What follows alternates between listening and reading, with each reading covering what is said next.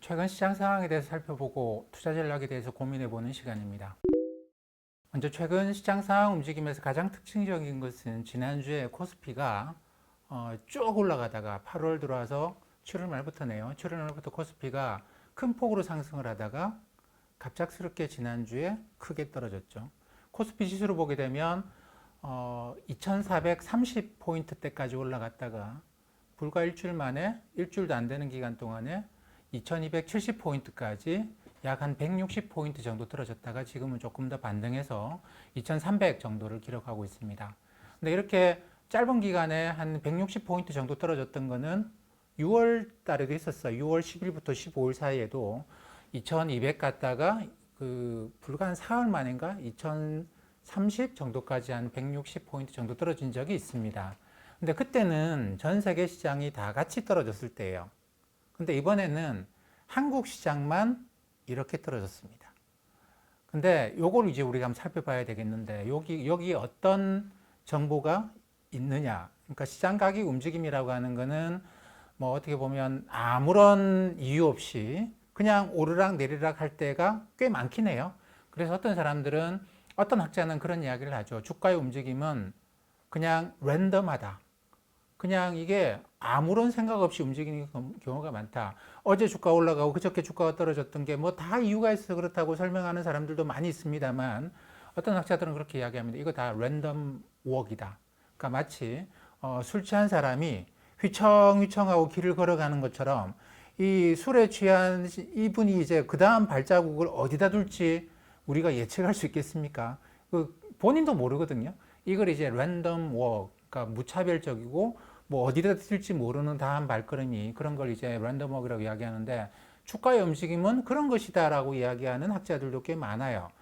근데 물론 그런 면도 있습니다. 하지만 꽤 큰 어떤 상승이나 하락에는 다 이유가 있어요. 우리가 그 이유를 정확하게 알아낸다고 한다면 거기서부터 시장은 지금 이런 상태구나. 그 다음에 내가 어떻게 하면 좋을까? 어떤 변수에 집중해 볼까? 어떤 걸 갖고 내가 투자를 해볼까? 이런 이제 내가 집중해야 될 걸 뽑아내는데 굉장히 유용합니다. 저는 이렇게 생각을 하는데요. 지난 7월 말에 갑자기 코스피가 급등하기 시작했습니다. 사실 그 이전까지는 지난 3월 23일 저점부터 해서 코스피는 미국의 S&P 500, S&P 500이라고 하면 미국의 대형 종목 500개를 뽑아놓은 겁니다. 그 S&P 500을 그대로 따라갔고요. 미국의 S&P 500 주가 지수하고 코스피를 그려보면 그대로 똑같아요. 한국의 코스닥은 미국의 나스닥을 그대로 따라왔습니다. 나스닥 그려놓고 코스닥 그려보면 똑같이 움직여요. 이렇게 두 개가 각각 두 개씩이 똑같이 움직이다가 지난 7월 말에 갑자기 S&P 500이나 나스닥은 이렇게 올라가는데 코스피하고 코스닥은 이렇게 올라가는, 그러면서 괴리가 확 커집니다. 전 세계 시장에서 제일 잘 올라가는 주식 시장이 미국 시장이고 한국 시장이 그거를 그대로 따라왔는데 7월 말부터 8월 중순까지는 우리가 이제 8월 15일 연휴 들어가기 전까지는 한국 시장이 압도적인 상승세를 기록합니다. 전 세계에서 가장 높은 주가 상승률이죠. 그랬다가 갑자기 이게 이제 돌아가면서 지금은 다시 예전에 그 S&P 500을 따라가던, 코스피가 S&P 500을 따라가고 코스닥이 나스닥을 따라가던 그 흐름으로 다시 돌아온 거예요. 요렇게 가던 거 갑자기 이렇게 갔다가 다시 돌아온, 요걸로 봐야 됩니다. 그러니까 지난주에 그 주가의 하락이, 큰 폭의 하락이 제가 볼 땐 그렇게 이상한 건 아니에요. 그러면 7월 말부터 8월 중순까지 왜 이렇게 올라갔느냐? 그리고 왜 갑자기 이게 떨어졌느냐? 이렇게 이제 우리가 질문을 해봐야 되겠죠. 7월 말에 어떤 일이 있었냐면 7월 27일인가? 아마 그랬던 것 같은데, 인텔이 그런 이야기를 합니다. 우리가 7나노 공정에 실패했다. 그 반도체 칩 생산을 7나노까지, 그러니까 7나노라는 거 굉장히 지금 현재 반도체 생산, 대량 생산하는 것 중에는 가장 작게 이제 생산을 할 수 있는 그런 건데, 그런 미세 공정으로 들어가다가 생산에 실패했다라는 거. 그래서 미세 공정에 들어가서 인텔 뭐 컴퓨터 보면 인텔 인사이드 옛날에 유명했었잖아요. 그런 칩을 만드는데 컴퓨터 칩을 만드는데 우리 인텔이 그렇게 조그맣게 만드는데 실패했다라는 거. 그래서 그 공정을 대만의 TSMC한테 위탁하겠다. 이런 걸 이제 대만의 TSMC를 이렇게 위탁하는 걸 우리가 파운드리라고 이야기를 하는데 반도체 설계하고 이렇게 막 이렇게 만들고 이렇게 만든다는 설계는 인텔이 그대로 하고 요 설계를 받아서 생산은 그 미세 공정의 생산은 그걸 잘하는 대만의 TSMC가 한다. 요 부분을 우리가 파운드리라고 합니다.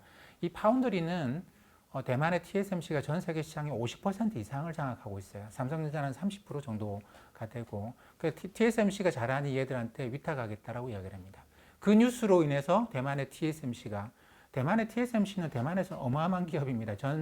우리나라 삼성전자가 우리나라 한국 주식시장의 시가총액이 20% 뭐 20 몇 프로 되는데 대만의 TSMC는 60% 절반이 넘어요. 그러니까 대만에서 어마어마한 규모죠. TSMC가 10% 그날 하루에 주가가 10% 급등을 합니다. 그러다 보니까 대만 주가 지수도 전반적으로 상승을 하죠. 그 다음에 곧바로 외국인들의 매수세가. 근데 사실 이 뉴스는 삼성전자나 하이닉스하고는 조금 떨어져 있는 뉴스거든요. 이쪽은 파운드리 쪽이고 우리 이제 뭐 하이닉스나 삼성전자 같은 반도체 같으면 이 메모리 반도체, DRAM 뭐 이런 데 특화가 좀 많이 되어 있기 때문에 조금 떨어져 있는 뉴스긴 한데 그 이후에 외국인들의 매수가 이 삼성전자로 집중해서 들어오기 시작합니다. 그러면서 지난 3월 달부터 외국인들이 그렇게 매도를 하다가 순매도를 계속해야 한다. 월별로 보면 7월 달에 들어와서 요 며칠 동안의 순매수로 인해서 한국 시장 전체 시장에 대한 외국인들이 순매수가 잡혀요. 7월 한 달 동안에. 그 일이 있고 난 다음에 국내에서 투자자들이 이런 생각을 하게 된 것 같습니다. 외국인들이 돌아왔다. 반도체가 이제 다시 상승을 주도하는 것 같다. 그동안은 소프트웨어, 뭐 애플도 사실 애플이라는 회사가 이 아이폰을 직접 생산을 하지는 않잖아요. 얘들이 디자인을 하고 설계를 하고 난 다음에 다른 회사에 맡깁니다. 폭스콘 이런 회사들한테 맡겨서 얘가 이제 그 아이폰을 조립하고 생산을 하고 이런 걸 하고 있죠. 그렇기 때문에 그 애플이라는 회사도 어떻게 보면 소프트웨어 회사다. 뭐 인텔도 자기가 직접 이거 칩을 생산을 안 하기 때문에 어떻게 보면 소프트웨어 회사다. 이렇게 봐야 되는 그런 상황인데 이런 데서 디자인을 하고 설계를 한 다음에 맡기는 이런 게 갈수록 일반화되긴 해요. 근데 요 회사들이 애플이나 그렇죠? 뭐 전 세계에서 시가총액이 제일 크다고 하는 업체들 보면 뭐 애플, 아마존, 마이크로소프트, 구글, 페이스북 이런 회사들 다 소프트웨어 회사들이잖아요. 이런 회사들이 막 올라가는. 테슬라는 하드웨어 회사 아니냐?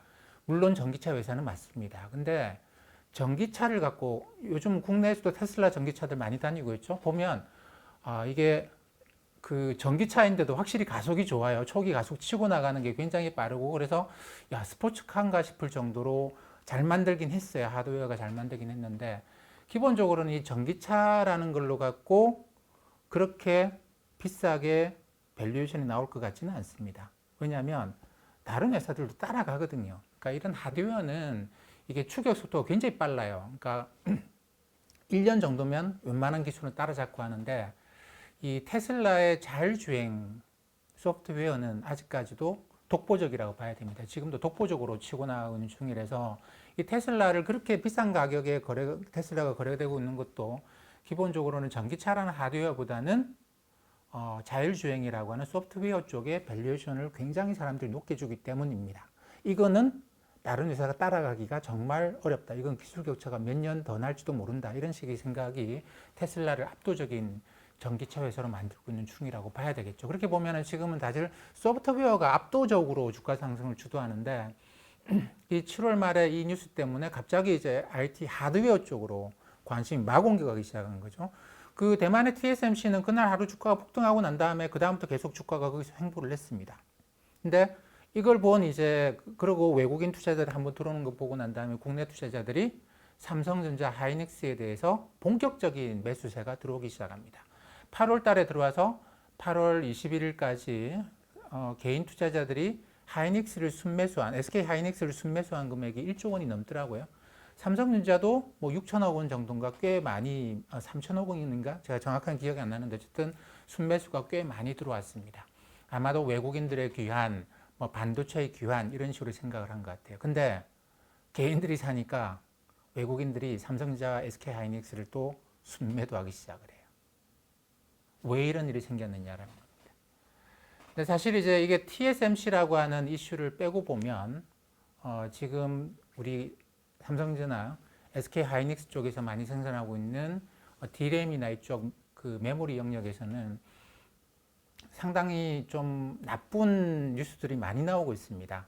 반도체 가격이 우리가 흔히 말하는 D램 메모리 반도체 가격이 2017년, 2018년 초까지 괜찮다가 2018년 중순부터 해가지고 급격하게 가격이 추락하기 시작했거든요. 그러고 난 다음에 2019년까지 계속 가격이 하락하다가 작년 가을부터 다시 가격이 상승하기 시작했습니다. 그러면서 올해 3월까지는 괜찮았어요. 이때 주로 무슨 이야기를 했느냐면 세상은 빅데이터 세상이다. 뭐 테슬라도 자율주행하려고 그러면 어마어마하게 많은 데이터를 모아야 되거든요. 애플이나 구글은 다 그러죠. 그러니까 이게 빅데이터를 모아야 되기 때문에 빅데이터 가지고 분석을 해야 되기 때문에 전 세계 데이터 센터 만든다고 서버 수요가 급증하고 있고 거기에 서버에는 어마어마하게 많은 메모리가 들어가거든요. 그래서 D램 수요가 다시 늘어나면서 가격이 상당히 빠른 속도로 올해 3월까지 올라가고 있었는데 이 코로나 바이러스의 악영향을 데이터 센터도 벗어나지 못하는 것 같아요. 사람들이 활동성이 확 줄었거든요. 그러다 보니까 이 사람들이 그 이전, 바이러스 이전의 상태로 계속 움직이고 데이터를 만들어내면 데이터 센터를 엄청나게 빨리 지어야 되는데 바이러스 확산되면서 사람들이 활동량이 확 줄어듭니다. 그러다 보니까 지금 당장 데이터 센터를 그렇게 확 늘려야 될 이유가 사라진 것이죠. 그러면서 3월 달부터 다시 D램 가격이 쭉 떨어지기 시작합니다. 지금 상당히 좀 빠른 속도로 떨어지고 있어요. 근데 이제 D램의 그 우리나라 반도체 수출 물량을 보면 가격 빼고 물량만으로 보면 뭐 전년 대비해서 한 10% 정도 지금 지난 7월 달 숫자를 보면 한 11% 정도 물량은 한 6, 7% 정도 증가를 하고 있습니다. 그리고 작년보다는 가격이 올라온 게 있어가지고 반도체 수출이 작년에 비해서는 한 10% 정도씩 증가하고 있는 건 있어요. 근데 작년보다는 가격이 올라가긴 했습니다만 올해 1분기에 비해서 2분기 가격이 떨어지고 3분기 가격이 떨어지는데 이거는 흔히 말하는 현물 가격이라고 하죠. 근데 현물로 거래되는 거는 물량이 많지는 않아요. 삼성전자 하이닉스 같으면 고정 가격으로 업체들하고 뭐 3개월씩 고정 가격으로 거래를 하는데 지난 3월 달까지 4월 5월까지는 고정 가격이 올라갔던 것 같아요. 근데 그 이후로 고정 가격이 내려가고 있어서 이 상태가 되면은 올해 하반기에 삼성전자 하이닉스, SK 하이닉스의 실적이 안 좋아지는 거 아니냐 이런 걱정들이 좀 나오고 있습니다. 그리고 뭐 최근에 이제 정경련에서 나온 기업체들을 대상으로 해서 설문조사를 해놓은 거 보면 전반적으로 기업들의 설비 투자 계획이 많이 약화가 돼 있고 반도체 쪽에 대해서도 기업들 스스로가 좀 우려를 하고 있는 그런 상황입니다. 근데 우리의 실상은 이렇는데 그 TSMC 파운드리 갖고 7월 말부터 8월 중순까지 우리가 주가가 이렇게 치고 간 거예요. 들어보시면 이거 뭔가 잘못됐다라는 느낌 받으시죠? 그래서 지난주에 나타난 주가 하락은 이걸 조정하는 과정이었다고 생각을 해야 될 것 같습니다. 그래서 기존의 가령 추세선이었다고 한다면 그냥 코스피는 나스닥 따라가고 코스피는 S&P 500 따라가는 건데 여기서 갑자기 추세선을 벗어나서 너무 과도하게 갔다가 오버슈팅이라고 표현할 수 있겠죠. 그랬다가 지금은 다시 그 추세선으로 돌아간 과정이다 라고 생각을 해보시는 게 2400, 코스피 2430, 40에서 2270까지 떨어졌다가 2300으로 지금 돌아가 있는 그런 맥락이라고 봐야 될 것 같습니다. 이렇게 보시면 올해 하반기에 대해서 좀 걱정스러워요. 그러니까 이게 그 산업이 전반적으로 돌아가는데 올해 3월 달 이후로는 뭐 여러 가지 산업들이 다 주가가 꽤 많이 올라갔습니다. 그러면서 이게 경제 활동이 좀 활성화되고 반도체 수요도 좀 늘어나고 수출도 늘어나고 그러면 우리나라 전체 산업이 좀 돌아줄 건데 자동차는 꽤 지금 생산이 괜찮죠. 그렇게 보면은 반도체까지 좀 증가해 주면 괜찮을 것 같은데 이게 이제 D램 가격이 하락하고 있어서 이 하락이 언제까지 이어질지 모르죠. 그러니까 요게 좀 우리나라 경제 전반에 좀 불확실성을 많이 심어주고 있는 것 같아요. 그래서 저는 일반적으로 그렇게 생각하는데 가을에 우리나라 주가를 볼 때는 반드시 D램 메모리 가격의 추이를 계속 지켜봐야 된다라는 생각입니다. 왜냐하면 이게 가을에 수요 둔화가 심하게 나타날 때가 있어요. 가격 하락이 좀 심하게 나타날 때가 있습니다.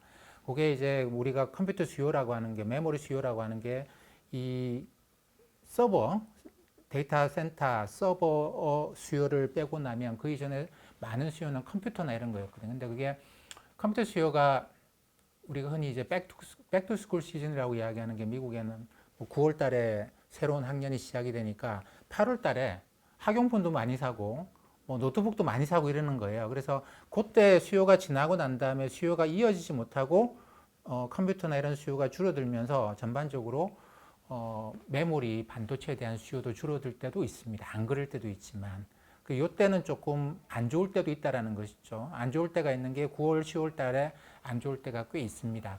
이 때문에 9월, 10월 달에는 한국의 코스피를 볼 때는 늘 D램 반도체 가격, D램 익스체인지 뭐 이런 데 있어요. 이런 데 있는 가격 추이를 늘 지켜보시는 게 코스피, 한국의 주식시장 투자하는데 도움이 된다라고 생각을 합니다. 그 위 움직임을 보면 지난주에 글로벌 시장에서 보게 되면 특징적인 현상이 미국이 이제 FMC라는 걸 하죠. 미국 연준이 1년에 8번 그러니까 회의를 엽니다. 회의를 열어서 뭐 금리를 올리든 내린다는 결정을 할 뿐만 아니라 그 FMC의 멤버들끼리 많은 문제에 대해서 토론을 해요. 그리고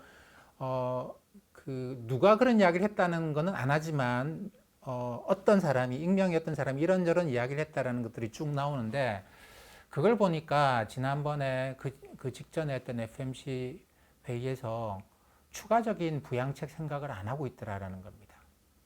이게 경제가 가을에 나빠질지도 모르는데, 그러니까 지금 사람들은 다 그런 생각을 하고 있는 거죠. 아이, 괜찮아. 나빠져도 바이러스 다시 돌아도 연준이 또 도와줄 거잖아. 구원투수가 있는데 우리가 뭘 걱정하냐라는 그런 식으로 왔는데, 지난번 FMC 회의록을 보니까, 의사록을 보니까 연준이 우리가 지금 당장 무슨 더 추가적인 행동을 할 생각은 없다라고 나왔습니다. 그리고 최근에 연준의 행동을 보면 돈을 풀고 있는 거를 속도를 현저하게 낮춰놨어요. 심지어는 대출을 나갔던 것도 일부 회수를 하고 있습니다. CP 산다고 나갔던 돈, CP 만기가 좀 빨리 들어온 것들은 추가적으로 CP를 더 사는 게 아니고 만기가 들어오면 그걸 그냥 회수하고 이런 움직임들이 나타나고 있어요.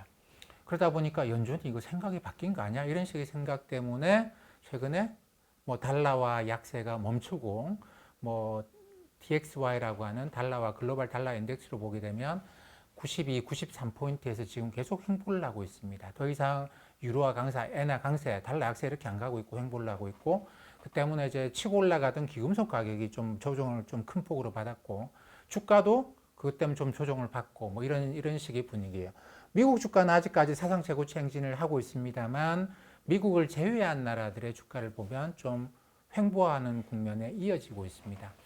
근데 제가 볼 때는 미 연준이 생각을 바꾼 것 같지는 않아요. 바꾼 것 같지는 않고 다만 이제 미 연준이 걱정하는 게 지금 미 연준이 쓰고 있는 돈은 미 연준이 FOMC 회의 열어서 마음대로 쓸 수 있는 돈이 아니고 미국 의회가 요거는 손실을 봐도 된다. 그러니까 미국 연준은 손실을 볼 수 있는 그런 권한이 없습니다. 그러니까 국민의 돈을 손실을 볼 수 있는 투자를 할 수 있는 권한은 유일하게 의회가 갖고 있죠. 연준은 그런 권한을 독자적으로 갖고 있지는 않아요. 그렇기 때문에 지금 이제 연준이 막 대출해 주는데 부도나는 것들도 있을 거거든요. 그러면 연준이 손실도 볼 건데 이 손실 볼 수 있는 근거는 의회가 지난 3월 달에 준 4,500억 달러라고 하는 게 근거입니다. 근데 의회가 지금 뭐 올해 선거를 앞두고 공화당 민주당끼리 지금 논란이 굉장히 심해요. 그래서 추가적인 부양책이 시행되지 않을 수도 있다. 나오더라도 최소한의 규모에 그칠 수 있다는 걸 연준이 생각을 하는 거죠. 그렇기 때문에 지금 지난 3월 달에 받은 돈으로 쓰고 있는데 이거 빨리 소진하고 나면 연준이 할 수 있는 게 없습니다.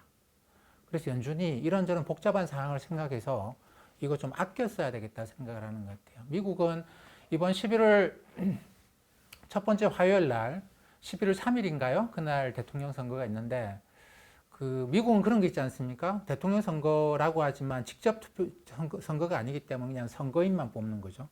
그리고 난 다음에 이게 12월 달에 가서 선거인단이 참여하는 대통령 선거가 따로 있는데 이게 예전에 보면 여기서부터 불협화음이 생기고 뭐 선거 결과에 대한 불복이라고 보기는 어렵습니다만 여전히 불확실성이 계속 가는 경우가 있어요. 왜냐하면 선거인단의 수의 차이가 거의 없어지는 경우도 있고 그렇기 때문에 11월 3일 날 끝나는 게 아니고 그 넘어서 갈 수도 있는데 그러다가 보면은 의회가 마지막 회기 12월 달 이럴 때 부양책 통과 못 시키고 내년으로 넘어갈 수도 있다는 겁니다. 그렇게 되면 연준으로서는 최악의 상황에까지 대비를 해야 되죠. 내년까지 넘어갈 수 있다 생각을 하면 우리가 돈을 어느 정도로 아껴 쓸 수 있다. 물론 그런 상황이 생기면 연준이 다음번 의회가 이 정도는 통과시켜 줄 거야 라는 거를 어느 정도 의회 지도자들하고 대화를 나누고 난 다음에 그걸 미리 당겨 쓰기도 합니다. 그게 이제 연준한테 있는 권한 중에서 30일 동안은 그게 가능하도록 돼 있어요. 근데 30일이 지나기 전에 그 내역을 의회에 보고를 해야 되거든요. 그렇기 때문에 30일 앞당겨 쓸 수 있는 것밖에 없기 때문에 지금 연준으로서는 최대한 돈을 아껴 쓰려고 하는. 그 연준이 야, 자산 가격이 너무 많이 올랐나? 이 버블로 가는 거 안 되는데 우리가 지금 이렇게 돈 쓰면 안 되겠다. 쓰지 말자. 이런 건 아니고요. 이런 건 아니고 돈을 쓸 수 있는 게 그렇게 많이 남아있지는 않으니 좀 아껴서 쓰자. 이런 식의 생각입니다. 그러다 보니까 주식시장이나 뭐 여러 가지 그 커머디티 시장에서도 조금 조심스러운 그런 행동이 나타나고 있는 거 아닌가라고 생각을 합니다.